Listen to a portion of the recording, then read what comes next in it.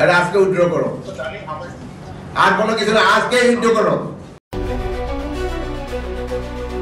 হত্যা, নারী নির্যাতন ও সাংবাদিক নির্যাতনের অভিযোগে ৩ মামলার আসামি কক্সবাজার চকরিয়া থানার অফিসার ইনচার্জ মঞ্জুর কাদের ভূঁইয়াকে প্রত্যাহারের নির্দেশ দিয়েছেন স্বরাষ্ট্র উপদেষ্টা অবসরপ্রাপ্ত লেফটেন্যান্ট জেনারেল মোহাম্মদ জাহাঙ্গীর আলম। উল্লেখিত মামলাগুলো সম্প্রতি সময়ে ভুক্তভোগীরা পৃথকভাবে কক্সবাজার সিনিয়র জুডিশিয়াল ম্যাজিস্ট্রেট আদালতে দায়ের করেন। আদালত মামলাগুলো আমলে নিয়ে বিচার বিভাগীয় তদন্ত, সিআইডি সহ বিভিন্ন আইন শৃঙ্খলা বাহিনীকে তদন্তপূর্বক প্রতিবেদনের নির্দেশ দেন। এছাড়া দৈনিক প্রতিদিনের কাগজের স্টাফ রিপোর্টার মনসুর আলম মুন্নাকে কক্সবাজারস্থ তার অফিস থেকে রাতে চকরিয়া থানার ওসি তুলে নিয়ে যায়।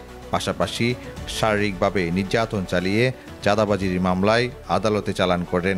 এই বিষয়টি স্বরাষ্ট্র উপদেষ্টার দৃষ্টি আকর্ষণ করেন ভুক্তভোগী সাংবাদিক মনসুর আলম মুন্না। পাশাপাশি তার বিরুদ্ধে পৃথক কয়েকটি মামলা হওয়ার বিষয়টি উপস্থাপন করেন ভুক্তভোগী সাংবাদিক। চকরিয়া থানার ওসি, বর্তমান এই যে কক্সবাজার জেলার চকরিয়া থানার ওসি মঞ্জুর কাদের ভূঁইয়া, তার বিরুদ্ধে 2 দিন আগে ঝাড়ু জুতা মিছিল হয়েছে।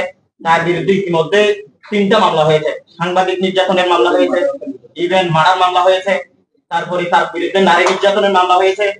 4-5 হাজার মানুষ গত 2 দিন আগে তার বিরুদ্ধে ঝাড়ু জুতা মিছিল করেছে।